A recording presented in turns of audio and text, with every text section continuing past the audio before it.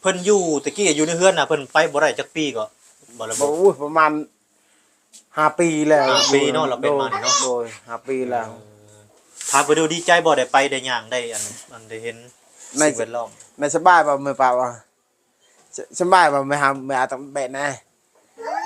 ดีใจบ่ได้ไปหาเที่ยวยินดีเรียนเวลาเราได้เปิดโลกภายนอกแล้วเป็นจังได๋ตะกี้เราอยากไปไสก็บ่ได้ไปเนาะอยากเห็นไผก็บ่เห็นอันนี้เราจื้ออยู่บ่ญาติพี่น้องเราเห็นบ่จื้ออยู่บ่โดยจื้อน้องพี่น้องทางบ้านน้อยก็สิมอบอันมีแล้วก็มาม่าอันนั้นยังก็เกลือเป็นนัวเนาะให้ทางบอลแลมโบ้เพิ่นก่อนเอ้าคือทางอันเมียเพิ่นเว้าเมื่อกี้นี่ว่าบ่มีของกินมื้อนี้เนาะบ่ได้เฮ็ดหยังกินบ่มีหยังกินก็เลยว่าเอาเมียเพิ่นต้มพี่น้อยเนาะโดยขอบใจหลายโดยคือมีหรือว่าเกลือไปนวลก็ไปทาง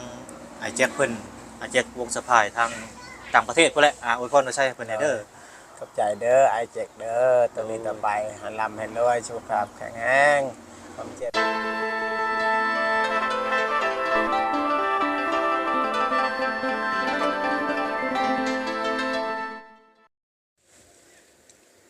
น้องพี่น้องเปิดภาพมาตอนนี้ก็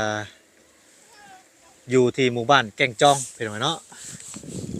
กับทักทายสบายดีเด้อพ่อแม่พี่น้อง FC กันเบิดสุขุสุคนน้องพี่น้องบ่ว่าสิอยู่ไกลหรืออยู่ไกลบ่ว่าสิเป็นพี่น้องฝั่งลาวฝั่งไทยบ่ว่าสิเป็นพี่น้องทางต่างประเทศก็ยินดีต้อนรับเข้าสู่ช่องบ่ได้สิได้กันเดิมพี่น้องเนาะนี่แหละพี่น้องก็คือโดนแล้วเนาะบ่แม่นเป็นเดือนผู้บอกพี่น้องเนาะที่บ่ได้เข้ามาเยี่ยมมายามทางครอบครัวทางน้องวิเพิ่นน้องพี่น้องหรือว่าทางครอบครัวน้องเอสนั่นแหละพี่น้องเนาะก็คือหลายมื้อหลายวันหลายเดือนแล้วเนาะที่บ่ได้เข้ามาเยี่ยมยามอัปเดตทำข่าวเพิ่นเป็นมาจังใดแล้วปัจจุบันนี้น้องพี่น้องอยู่ดีไปแห้งบ่หรือว่าจังใดประมาณนี้แหละพี่น้อยเนาะไปซะพี่น้องเด้อเข้าไปหาทางครอบครัวน้องวิกันเลยเนาะว่าเพิ่นอยู่บ่หรือว่าจังใดพี่น้อยมื้อนี้ก็ได้เนาะไปพี่น้อยหลังจากขึ้นบ้านใหม่หรือว่าเฮือนซานบ้านซองทางน้องวิเพิ่นแล้วเนาะก็บ่ฮู้ว่าเพิ่นดำรงชีวิตกันจังใดตอนนี้ปัจจุบันนี้พี่น้อยเนาะทางแลมโบเพิ่นอยู่บ่หรือว่าจังใดพี่น้อยสวัสดีเด้อทางเอ้ยเพิ่นเนาะเฮ็ดหยังกันน่ะนึ่งข้าวบ่บอลเลโบอยู่บ่บ่อ๋อเตะต่อฮะเตะต่อ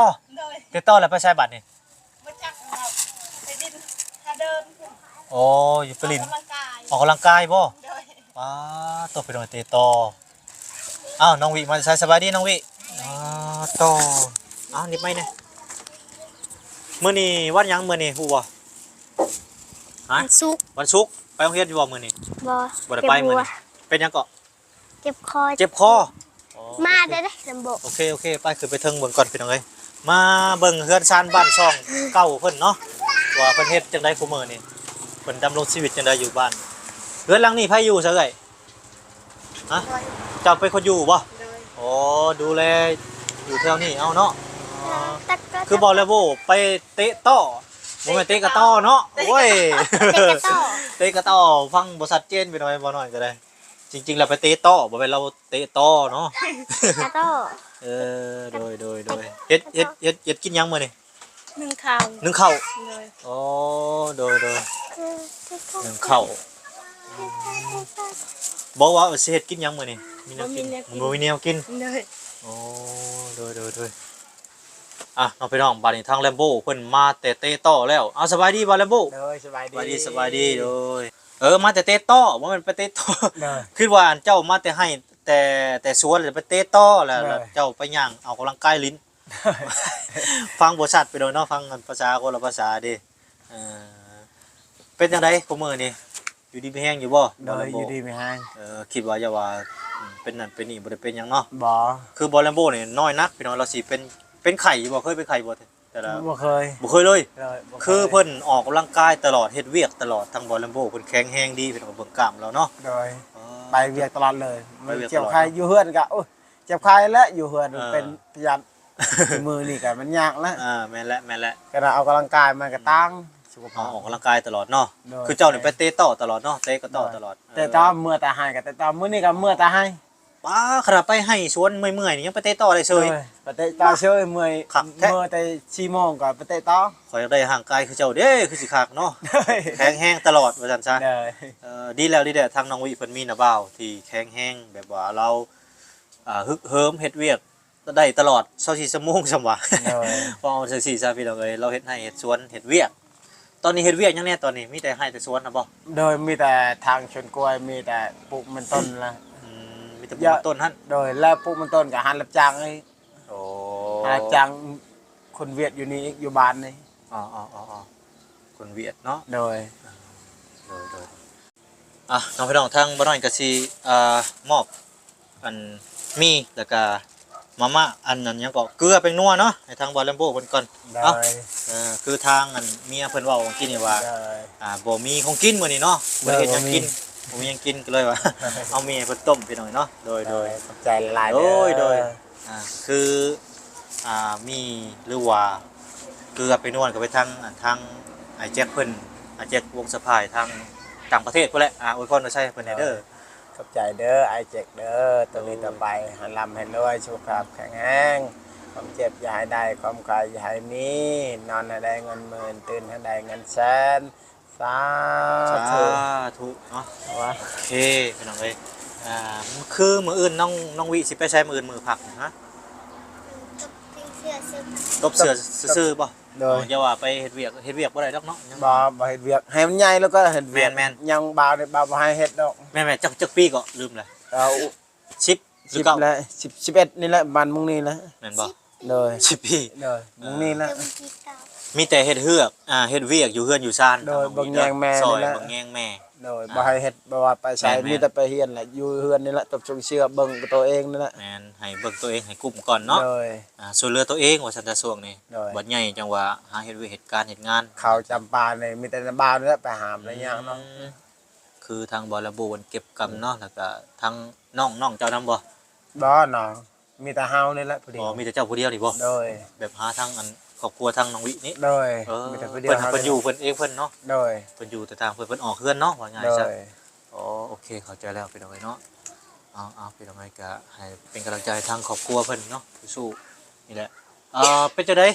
ห้องน้ำห้องน้ำแล้วเรียบร้อย โดย อันปูพื้นก็เรียบร้อย โดยสบายแล้ว แล้วบัดนี้ขุดอันนั้นแล้วบ่ แล้ว โอ้พาไปเบิ่งหน่อยไป โดยนี่ ไป นะ ไปทางวิไปนำกัน ไป ไปเบิ่งนำกันโอ้ ไปเบิ่งก่อนพี่น้องเนาะว่าเพิ่นเฮ็ดอันขุดห้องขุดคลองเพิ่นไปฮอดไสเลย แล้ว ไสขุดแล้วล่ะบ่ นี่แหละโดย โอ้นี่เด้พี่น้อง ยังแต่หน่วยหนึงอยู่พุ่นละยังหน่วยหนึงอันนี้สบายแล้วกวางมาพุ่นหมดแล้วนี่ มันสิบ่ล้นบ่ซ้ำนี่ บ่ล้น บ่ล้นบ่ โดยมันบ่ล้นมันจะ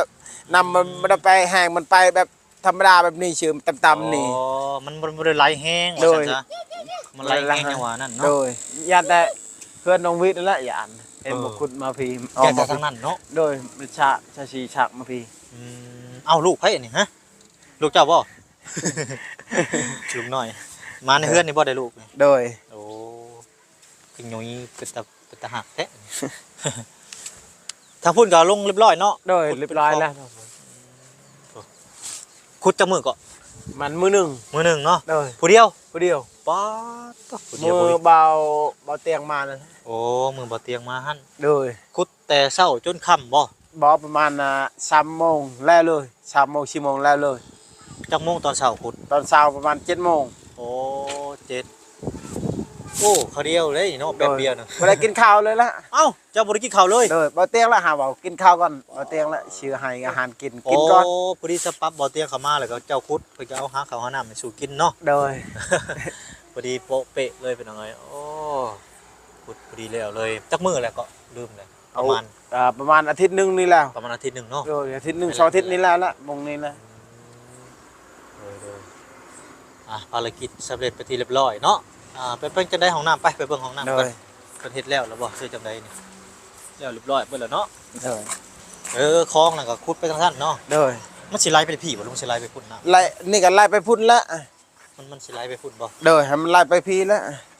นี่ไล่ไปพีนี่ละ มันขึ้นนูนแท้ทางนี้ โดย ขึ้นนูนแล้วขุดไปแล้วติ อันนี้ยังบ่แล้วอีก อ๋อยังบ่แล้ว โดยแล้วเฮ็ดเวียกนี่ก็ขุดต่ออีก อ๋อโอเค นี่แหละยันฝนเบิ่งฝนนี่ก่อนอากาศฝนนี่ละ แม่นบ่ยันฝน โดย ตกเนาะ โดย คือพื้นนี่ห่างจากปูเรียบร้อยเนาะ โดย เด็กพี่น้องไอ้พืชอยู่ในหันต่อเอาเป็นจังไดก็เพิ่นก็เป็นเฮ็ดเวียกเพิ่นก็เฮ็ดแล้วไปนที่เรียบร้อยช่วงนี้บ่ได้หาเงินช่วงนี้ บ่ได้หาเลย มีแต่เฮ็ดปลูกหยัง ปลูกมัน ปลูกมันบ่ตอนนี้นะ โดย อ๋อ ก็จะไปแล้วเบาข้าวก็ยังหมดแล้วว่าอยากไปแล้วขึ้นในใจ ข้าวสิเบิดแล้ว โดย ตอนนี้เหลือเท่าไหร่ตอนนี้ข้าวนะ เหลือประมาณอันนั้นประมาณเชิงกิโล ครึ่งกิโล ครึ่งกิโล ครึ่งกิโลครึ่งกิโลโอเคได้ นั่ นั่นแหละคิดว่าอีกไปหานี่แหละเขาก็ยังหมดแล้ว ข้าวก็สิเบิดแล้วเนาะ โดยนั่นแหละ เป็นจะได้แม่เจ้าอยู่ดีไม่แห้งอยู่บ่อยู่เทิงนะป้าพาขึ้นไปเบิ่งหน่อยไปแม่เพิ่นเป็นจังไดเนาะ เด้อ เป็นจังไดเพิ่นพาขึ้นไปเบิ่งแม่เพิ่ นี่ น แห ก่อ ละ น แม่ โอ้อยู่ในนี่บ่ เด้อ อยู่รุมโอ้เขาไปทางในผมบ่เขาทางหัวเพิ่นเอาเพิ่นเอาลงมาล่าง เปิดประตูละเปิดประตูพุ่นละ ใต้ไฟมีไฟบ่ โดยมีเปิดอ่ะ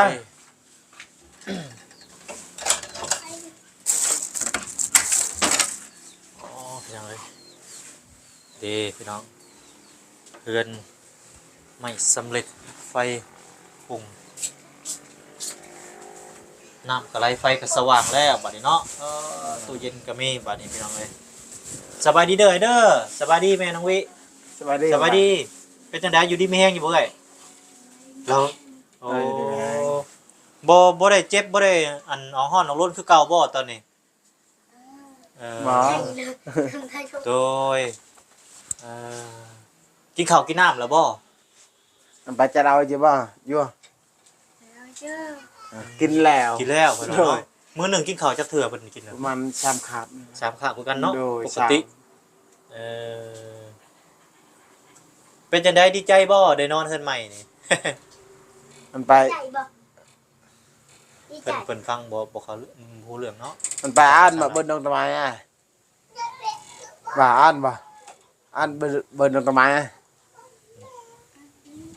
ดีใจ ดีใจเนาะ หน่อย เป็นจะได้นอนฝันอยู่บ่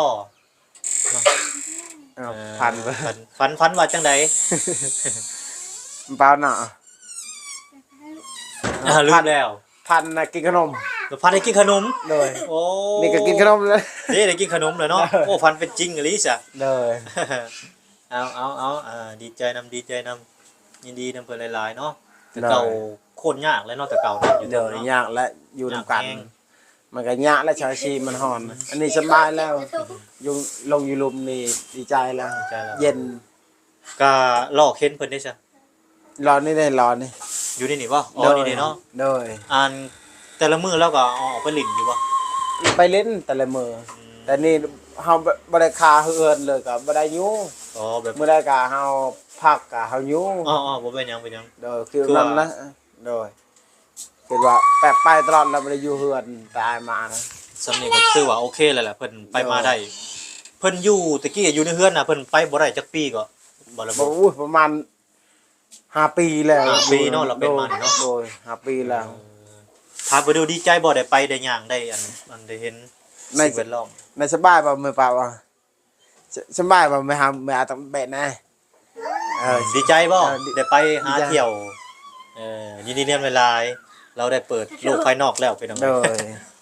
ตะกี้เราอยากไปไสก็บ่ได้ไปเนาะอยากเห็นไผก็บ่เห็น บ่เห็นอันนี้ เราจื้ออยู่บ่ญาติพี่น้องเราเห็นบ่นี่ ชื่อ จื้ออยู่บ่ โดยชื่อ อ๋อเราจื้ออยู่เนาะ เนอะ ปันบ่ได้กินขนมได้กินอลีพี่น้อยกินข้าวกับหยังมื้อนี้เอ้ย จะเอากำดอกบ่น่ะ เห็นหยังกินมื้อนี้ มาจะเอากำดอกน่ะมาจะกำดอกดอย ทางน้องวิก็ได้น้องวิเพิ่นกินข้าวกับหยังมื้อนี้ กินกับข้าวกับพะโล้แม่ ตอบภาษาว่าอันนั้นน่ะเนาะอันน้องวิก็บ่ฮู้เลยบ่แม่กินข้าวกับหยังมีแต่ทางเอ้ยบ่ทางเอ้ย เลยปลา กินข้าวกับหยังมื้อนี้ทางอันแม่น้องวินะ จ้าดอยกับ กับมีขนม กินข้าวกับขนมโอ้ยเจ้ามักกินข้าวกับขนมบ่ ดูมีอาหารกะอาหารแม่กินบ่มีอาหารกะกินเมียว อ๋อกินหมี่เอาเนาะ โดยบ่มีอาหารไปหากะแกงเมียวชื่อเอากะ ไปหาหยังเสร็จแต่ละมื้อไปหากินหยังสุบเจ้า ไปดำปลาแล้ว ไปดำปลาบ่ โด เด้อย ดำปลาดูได้ดูบ่ได้ บางมื้อก็ได้บางมื้อก็บ่ได้ โดยบางโชคก็พี่ให้ก็ได้ ฮะบ่ใหม่ดู พี่ให้ โอ้ ได้ พี่ให้ก็ได้ โดยพี่มาให้กับ บ่ ได้ ได้ก็ขอเพิ่นเนาะ โดย มื้อนี้ขอให้ได้เด้อบ่รู้ว่าจังไดเนาะ โดย เอามื้อนี้ก็พากันต้มมี่แล้วกินเนาะ โดยตัวมีนี่แหละให้แม่น้องวิกิน แก้ไขกันไปมื้อหน้ามื้อใดอยากหายใหม่มื้อใดมื้อมันก็ได้กินปลาเนาะ โดย ปลาให้ได้กินสมุนเอามานี่ แกงเอา แกงเอามันจะได้หลายเนาะ โดยละลาย ไม่ได้เลยสดน้ำ โดย แซ่บคือกันหมักคือกันปิ้งแล้วมันได้น้อยมันบอกว่า ปิ้งก็ให้น้องวินี่แม่น้องวิแล้วกิน แม่น เดียวลาว เรากินเผ็ดบ่ได้เนาะ โดย เราแบบกินน้ำบ่ได้เด้ โดย นั่นแหละโอเคพี่น้องแล้วก็เฮ็ดอยู่ให้กินแล้วก็หูจักควมอยู่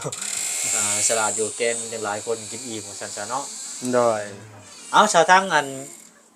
บ่าวน้อยก็สิกลับก่อนเด้อบัดนี้เด้อทางน้องวิแล้วก็ทางบ่าวลัมโบแล้วก็ทางแม่น้องวิเนาะ โดย ทางเอื้อยเพิ่นมื้อหน้ามื้อใดสิมาเยี่ยมมายามใหม่เด้อ โดย เด้อเอาอยู่ดีมีแฮงขอบใจหลายๆสบายดีสบายดีเด้อ โดย เท่าไข่เด้อ โดยน้องพี่น้องอันนี้แหละก็คือเรื่องราวทางครอบครัวน้องวิเพิ่นน้องพี่น้องเพิ่นก็หาอยู่หากินสามัคคีกันน้องพี่น้องในครอบครัวเพิ่นบ่แลมโบก็เป็นผู้นำว่าซั่นๆเนาะเราก็หาอยู่หากิน